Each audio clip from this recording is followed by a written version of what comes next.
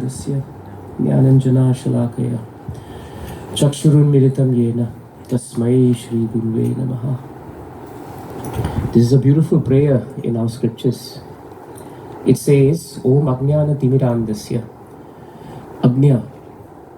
Up to this point in our material life, it is very important for us to recognize that without spiritual life, we are all in a position of Ajnana. Ajnana means ignorance. The prayer is the prayer of the devotee to the Lord.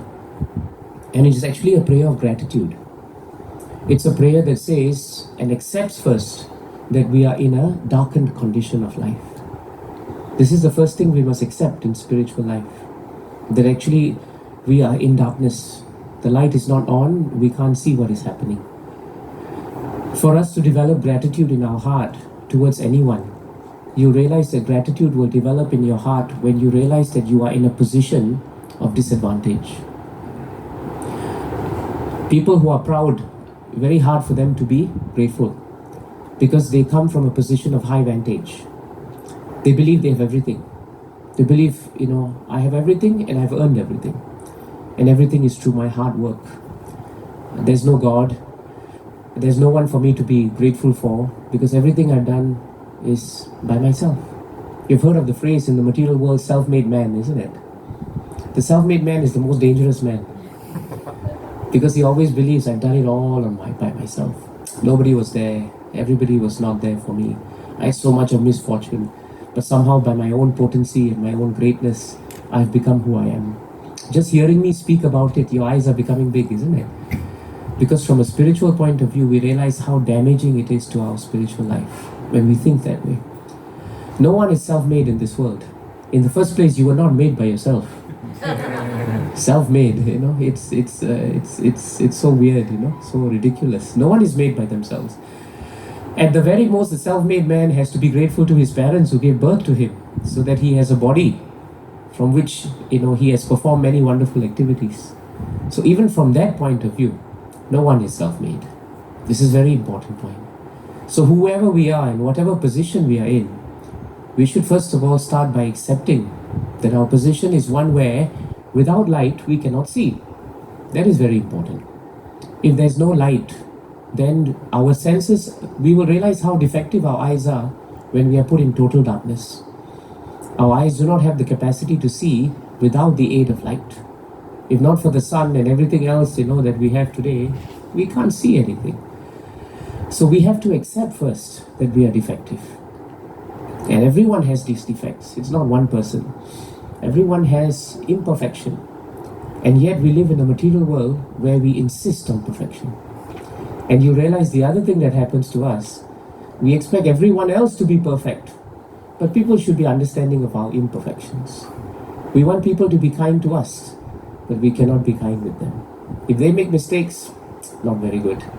But if you make mistakes, then please understand, Prabhu. It's like that, So actually, that's why Om Ajnana Timirandasya is very important. We are plunged into this well, Anda.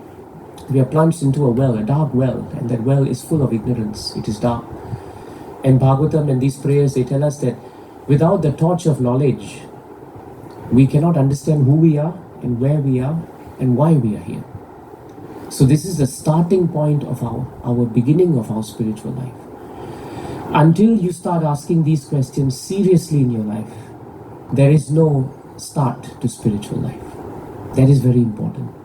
That's why all Vedas start with the word Brahma Jijnasa. In other words, we must come to understand who we are first. But the imperfect understanding of who we are will take us off course. If we think that we are self-made, then that is not going to help us. That is why last few days, I've been meditating very much on this nice verse. I spoke about it yesterday also in the center. 4:21-44 of Srimad Bhagavatam. It's a beautiful verse actually. And when you have time, you should look at it. The shloka is very nice. I'll chant it. If you want, you can always follow it. Om Namo Bhagavate Vasudevaya. Om Namo Bhagavate Vasudevaya. Om Bhagavate Vasudevaya. Om Namo Bhagavate Vasudevaya. Om Namo Bhagavate Vasudevaya. Om Namo Bhagavate Vasudevaya. Gunayanam Shiladhanam Kritatnyam Gunayanam Shridanam Kritatnyam Vriddashrayam Samvrinate Nusampadaha.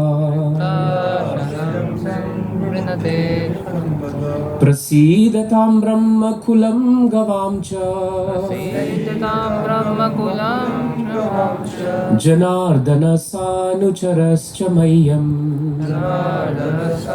Saraschamayam Gunayanam Shiladanam Kritagnyam Shridanam Kritakyam Vriddashrayam Samvrinate Nusampadaha Dashanam Samvrinatena Sampraya Prasidatam Brahmakulam Gavamcha Siddhatam Brahmakulam Samcha Janardana Sanucharascha Mayam. Janardhanaschanucharaschamayam.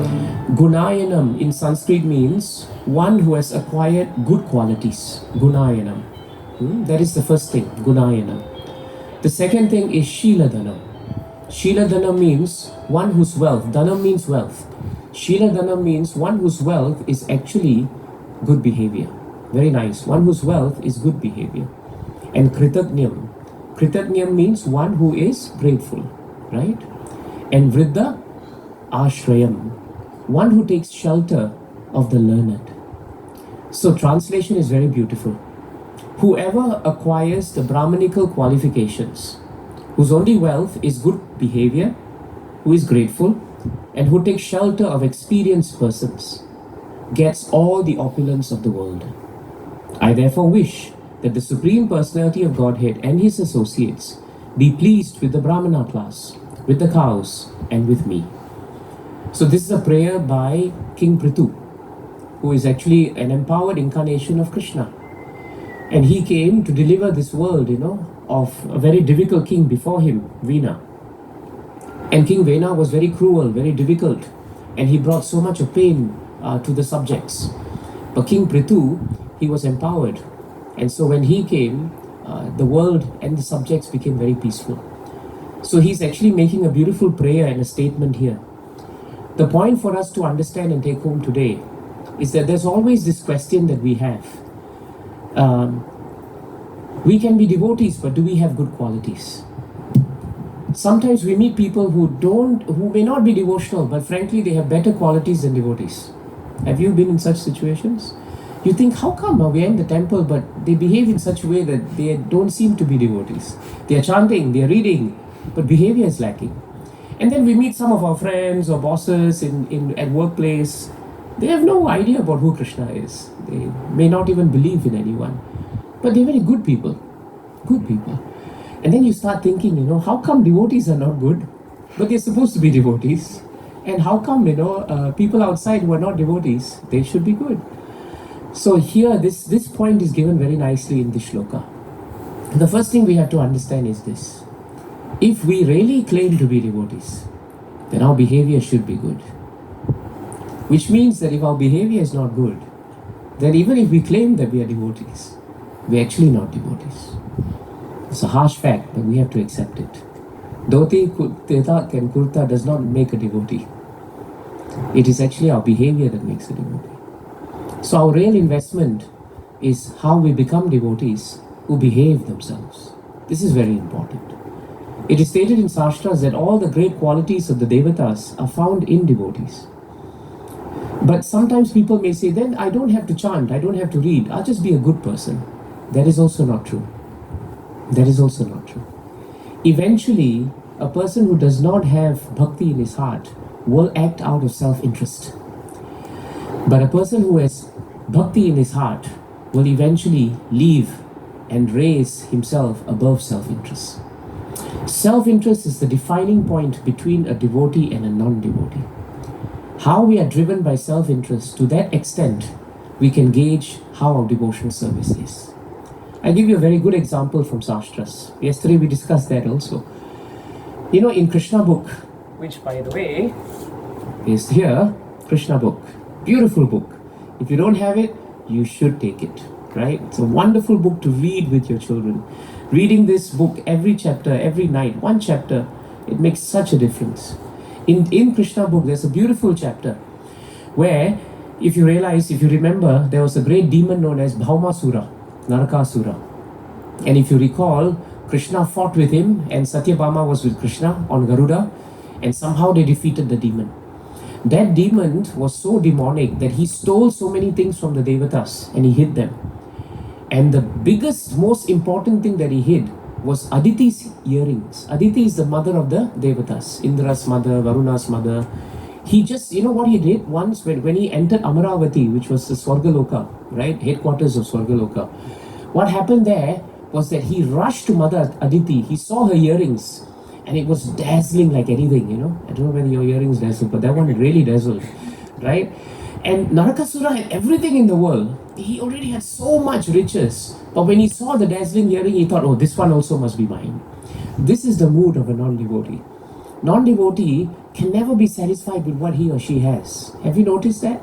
You know, not about others, about ourselves. You know, Harekrishna, Prabhu. You know, it's not about others, it's about ourselves. No matter what we want, you know. Prabhu, come please. Come inside. You can sit here.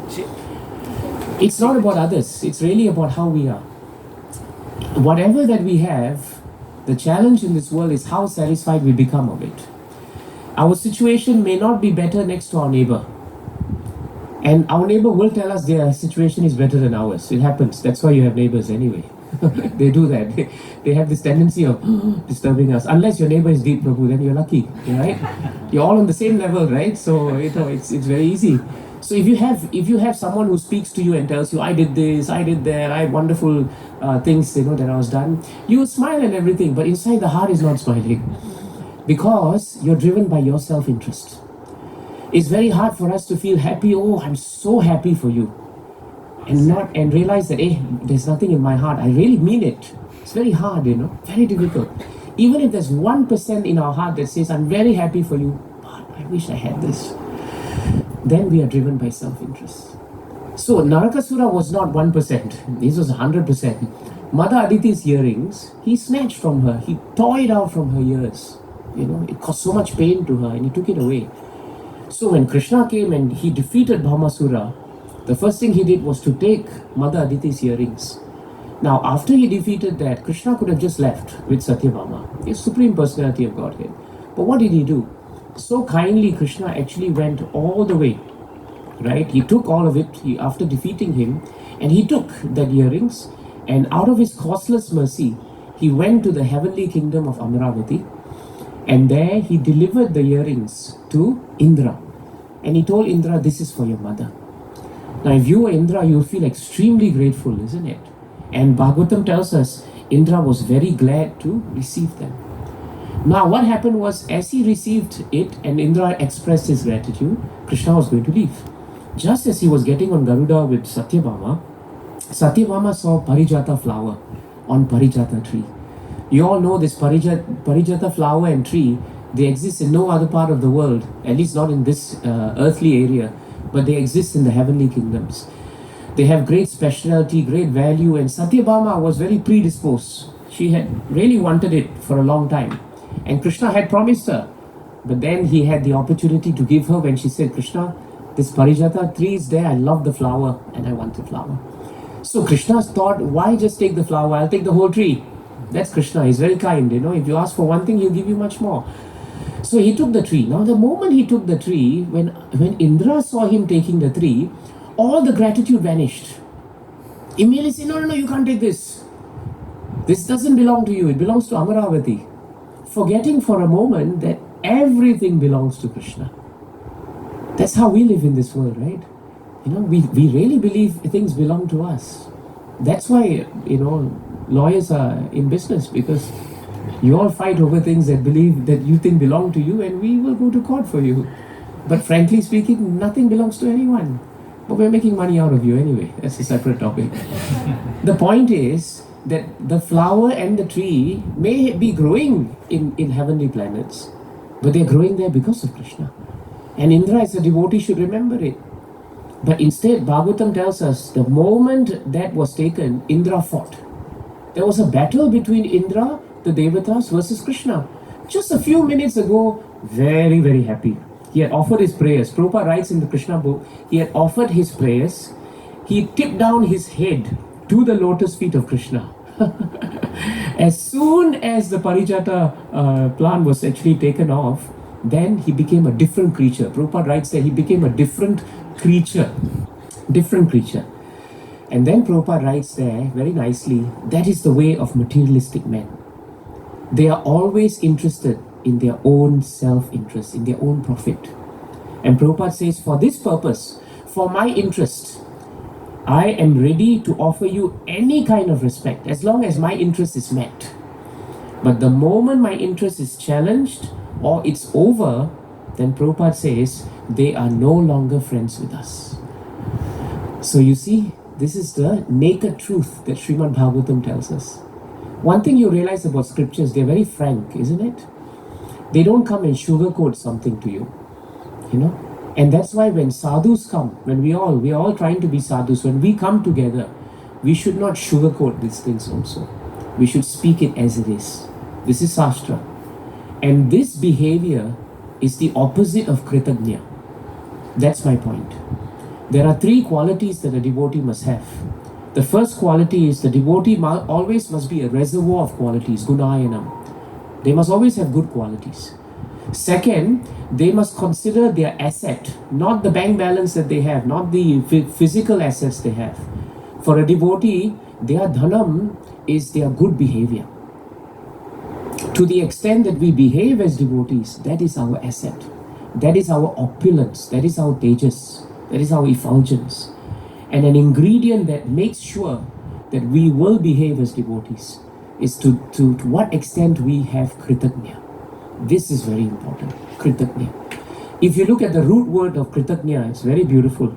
The root word of kritagnya means actually whatever that has been done for us. That is the root word of kritagnya. What others have done for us. So if you think that way, it becomes very nice to live our lives in that way.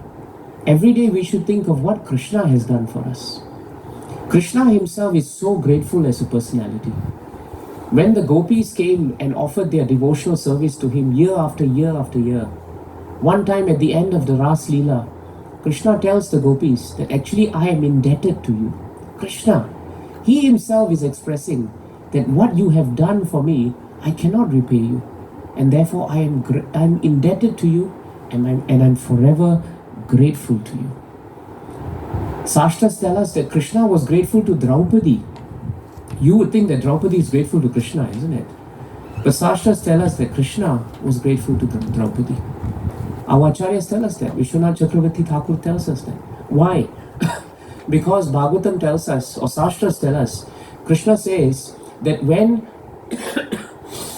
Draupadi called out Krishna as Hey Govinda, when she was going to lose her modesty and her dignity in the assembly of the Kurus, when she called out, Hey Govinda, Krishna then said to himself, Draupadi's call for me has made me indebted to her. Draupadi's call to me has made me indebted to her. And this feeling is gradually increasing in my heart.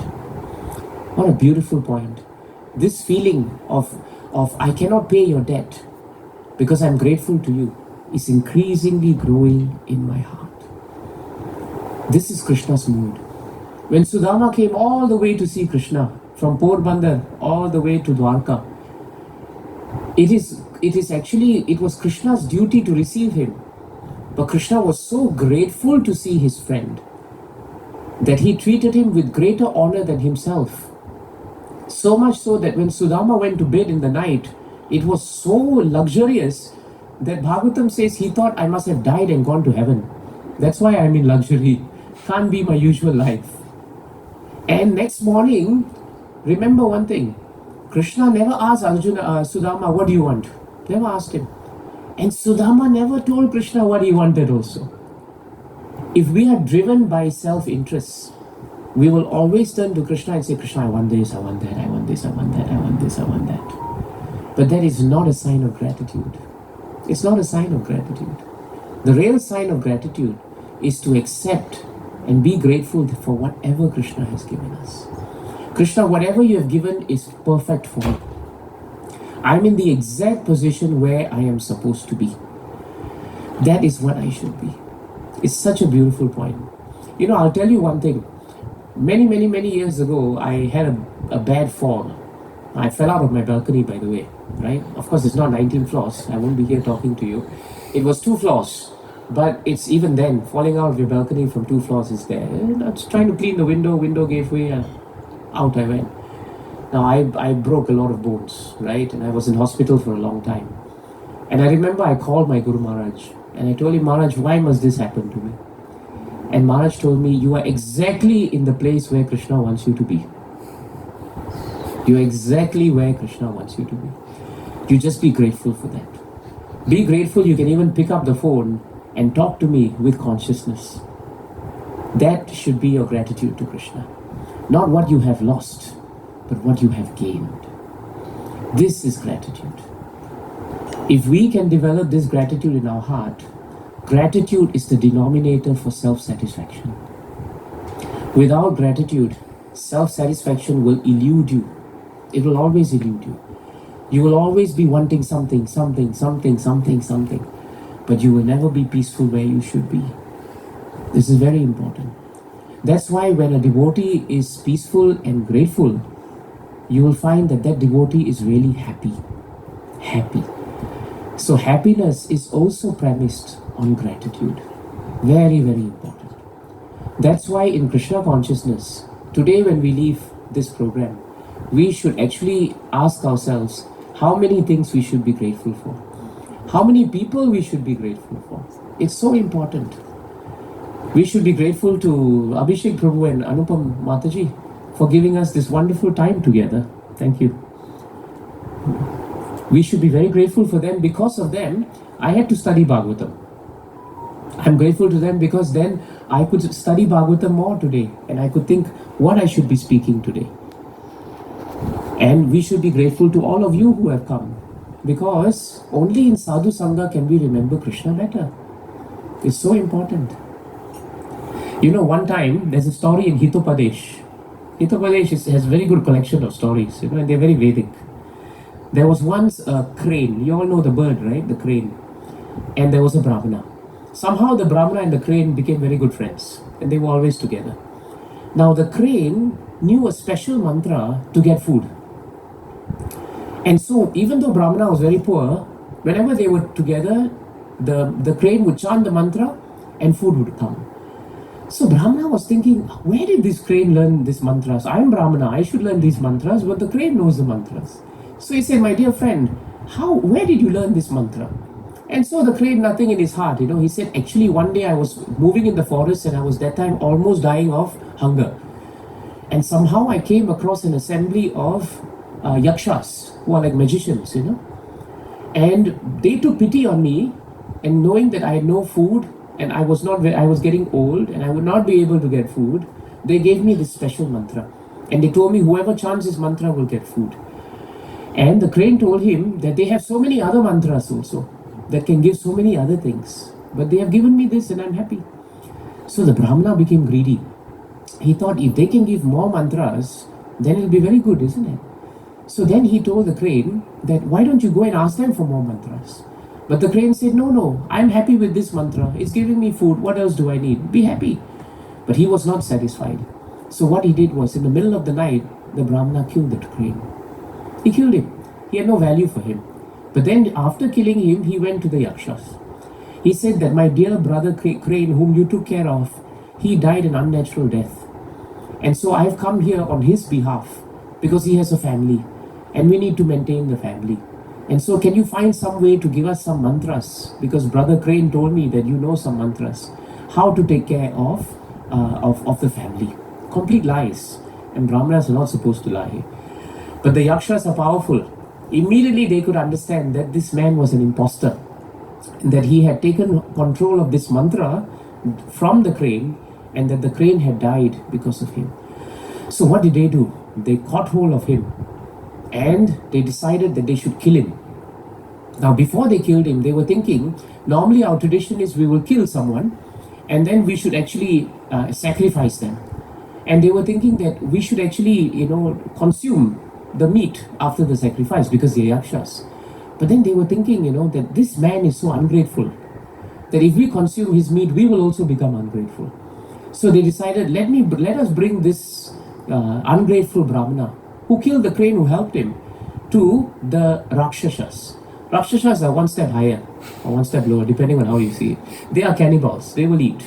So they threw the man before him and said, brothers, this one is fit to be eaten. And so the Rakshasas said, give me some background why you want to kill him. And when they heard how he had been ungrateful to the crane, the Rakshasas said, we don't want to eat this person.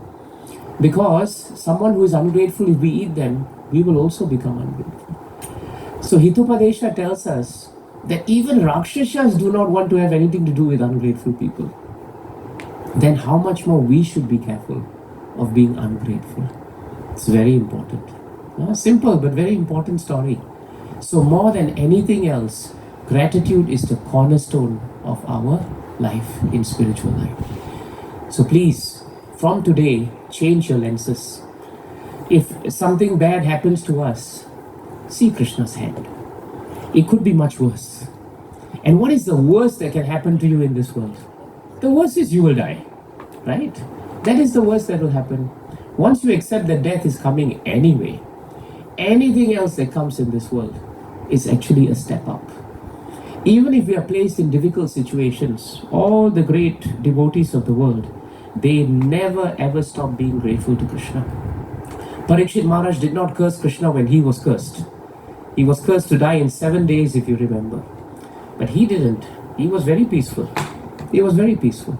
Instead of thinking, why Krishna did this to me? How can he put me in this situation? Which is what I would think.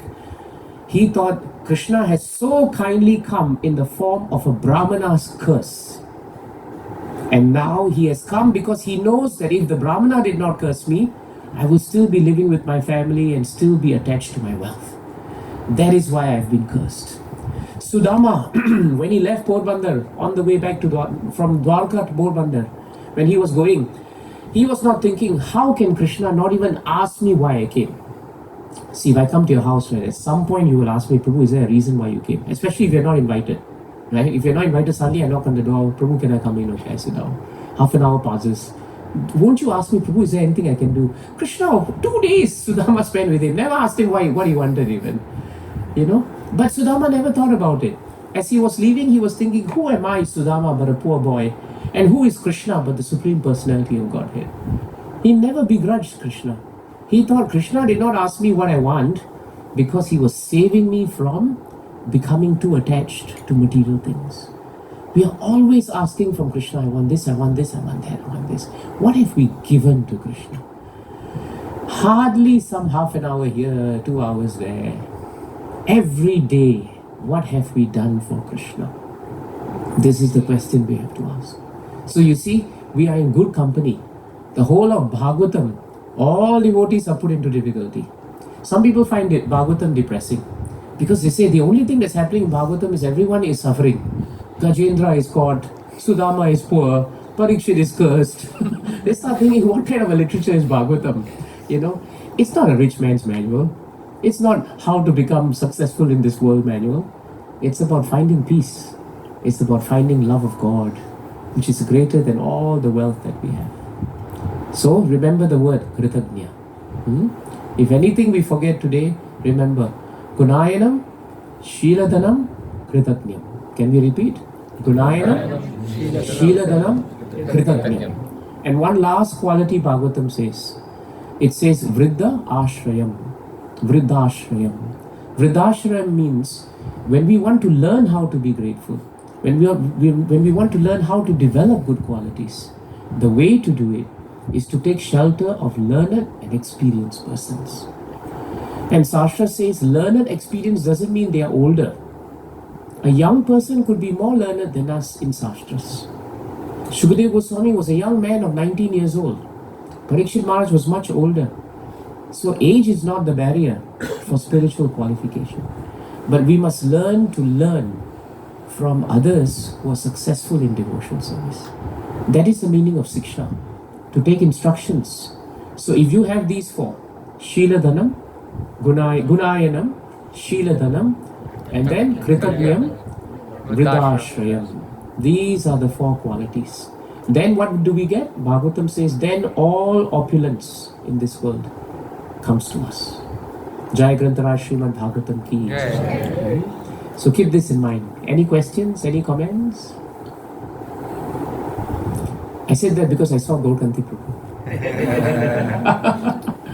And I know he always has some of the most amazing questions and comments.